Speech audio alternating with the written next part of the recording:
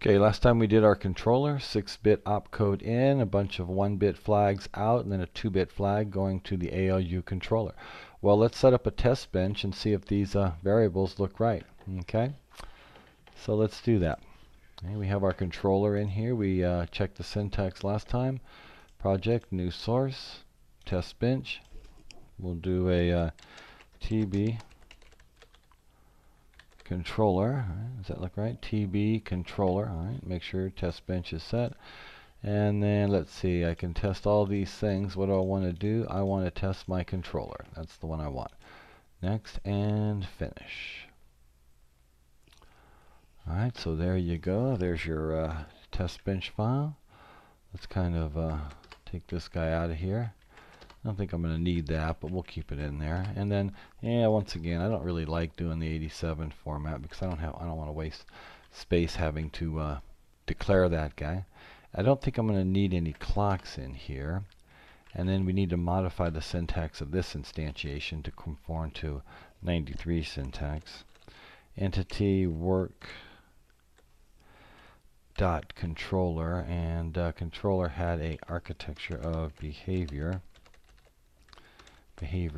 and then we tab over it, and there you go. So at that point I'm instantiating, and let's change the name of this guy. Let's call this U1 test. Alright, U1 test. So I'm instantiating a chip. So I've got that guy. Alright, now let's see. We are not going to use a clock, so let's get rid of this clock process. Okay. And then let's take our main stimulus process and do our usual trick there. Assert false, report end, and then severity failure. Okay. And then what we'll do is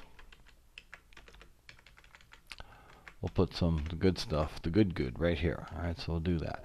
So let's save that. It should be stubbed out, and I think at this point I probably don't have any errors. Let's check the syntax on the controller. Okay, that's good. Let's check the syntax on the test bench. Of course, it's not doing anything. Oh, yeah, okay. So now I got to put some stuff in here. Well, what kind of stuff do I want to put in there? Well, what I could do is I could just put different opcodes, right?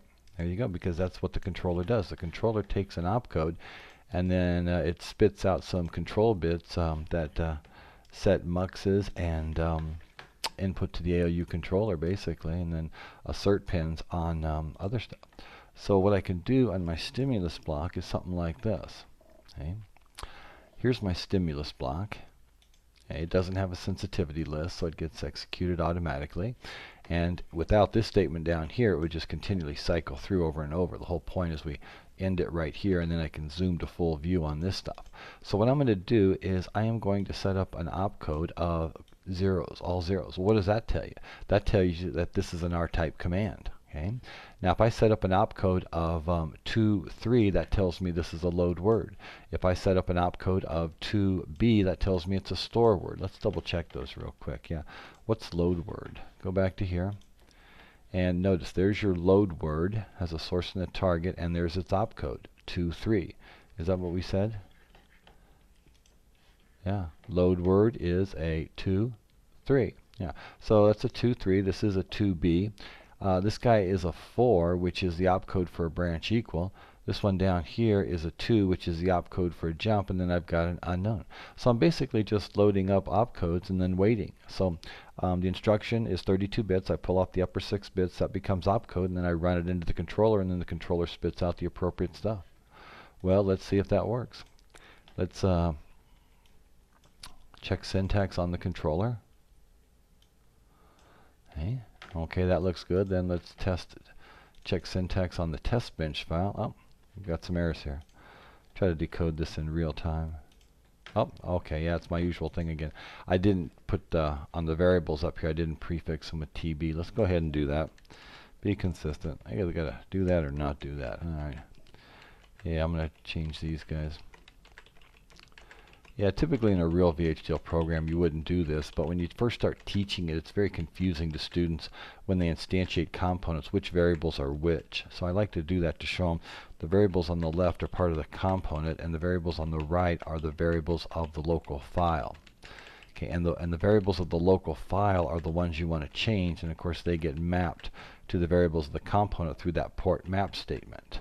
But then when you refer to things, you have to use the variable of the file, okay, not the variable of the component. So hopefully that'll fix that, and let's just try to check syntax again. Okay, the component didn't change. What changed was the test bench file. And let's do that. Does that work? Yeah, great. All right, let's go ahead and run it and see if we have anything good coming out of this simulation. Because we're basically doing an R type, a load word, a store word. And let's see, what else are we doing? Let's go back to our code here and kind of summarize. We're doing an R type command, which could be and, or, add, subtract, set less than. Those are all R type. Load word, store word, and then we have branch equal and a jump. R type, load word, store word, branch equal, and a jump. All right, let's go to our simulation. Okay. And let's come down to here. And let's see, let's zoom. And look what we've got. Yeah, nice. Okay, so here is my opcode. Notice at this point right here, it's a 0. Well, reg 00 means R type. Well, I definitely need to pulse regdest because regdest needs to take on a value of 1. Okay, let's go look at our PDF.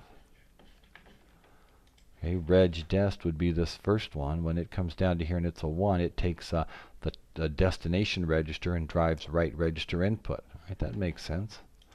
And then let's see, we have a jump of 0. It's not a jump command. We have a branch of 0. It's not a branch command. Are we reading memory? Not in an R type. Mem to reg. Okay, mem to reg needs to be 0. Why does it need to be 0? Because you're taking the output of the ALU, which is right here, and you're running that through the mux, which has to be 0, and that gets controlled by mem to reg, and that gets wrapped around here to write data. Okay. And then let's see what else. ALU op. Okay, this is an R type, which says, let's change this guy to those bits. Radix binary. Yeah, which is a 1-0. And then when the controller outputs an ALU op of 1-0, let's go back to our picture here. Nope, not that picture. This picture. When the ALU op outputs 1-0, then that tells the ALU controller, hey, this is an R type. You need to look at the function bits to figure out what to tell the ALU to do. Okay. All right, so back to the simulator. Then what about mem write? Okay, mem write is 0. Okay, we're not doing any memory write. ALU source is 0. All right, let's go remember what ALU source was all about. ALU source was a 0, which meant we're going to take the contents of read data 2 into our second ALU input. And that makes sense. It's an R-type command. You operate on 2 registers and you update a 3rd register. There's your first register going into here. The second register needs to go through that mux. So this mux control with ALU source would be 0. All right? And then you've got reg write. Now notice what we did here. Remember we did that little delay? The opcode appeared right here, and I gave it roughly about 10 nanoseconds to propagate through everything and then get the data incident back on the register file before I pulsed reg write.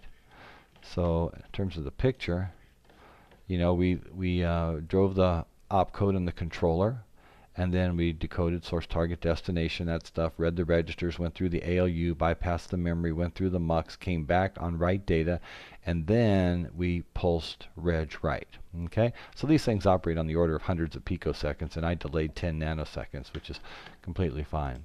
And there you go, you got it delayed. Now notice what happens when the next opcode comes in at this point right here. Remember in our code we deasserted reg write, okay? And then this guy here's a load word. 2.3 is a load word. Well, what's asserted right here? Well, you've got 1, which is mem read. Well, clearly you're mem reading. And then mem to reg is a 1 because you're taking the output of the memory and feeding that back to the register. Okay, the ALU source is going to be 1 now because you're reading in an immediate value that gets added to a register. Maybe like, 8 bytes past the global pointer. You add 8 to the contents of the global pointer. And then down here you've got your reg write assert because this is a load word. You're loading memory into a register. And then again, when we transition, we deassert that reg write. Okay, if you remember the VHDL code, let's go back into our VHDL code.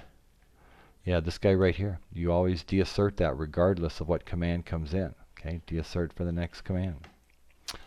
And then let's see. So this guy, let's see, this was an R-type load. This is a store word. Okay, here you're going to write memory. So let's kind of move over here and see what happens. We don't really care about mem to reg because that says what goes back to the register file to write. We're not writing anything there, so we don't care. So don't care. Let the synthesize, when the software synthesizes the chip, then it'll figure out what it needs to do. It can be a 0 or 1 to minimize or minimize logic. And then let's see what gets asserted. Mem write. Yeah, because the store word is doing a mem write. And the ALU source again needs to be an immediate value. 1 because you're adding immediate value to an address. Okay? And then on the next one, let's see, it was what? R-type load word store word. This was a, what was this, a branch command?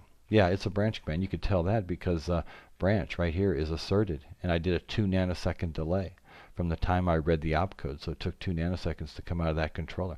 Well, once branch is asserted, then yeah, that basically goes up and it looks at the 0 output of the ALU. And then it combines those and controls the mux. So that's good. And then we don't really care about mem to reg. 0, 1 tells me that this is a branch command. Okay, because 1, 0 told me R-type, 0 told me load word, store word, 0, 1 tells me branch equal. That'll go into the ALU controller. And then here, 0, 2 opcode is a jump command. Notice that jump is asserted. And there's jump right there. Jump is asserted. Okay, and I don't care about mem to reg. Plus, I don't care about a lot of things actually in this one, but I didn't put the don't cares in there. And then this guy over here was just a command that we haven't implemented yet, null command. Okay, and then of course you can just go back and add more commands as you go. But yeah, I think we're good there. I think if you look at all these values, they correspond with what we talked about in class, and our controller's good. All right, I'm going to stop there, and then the next time we'll actually put some of this stuff together and make our processor.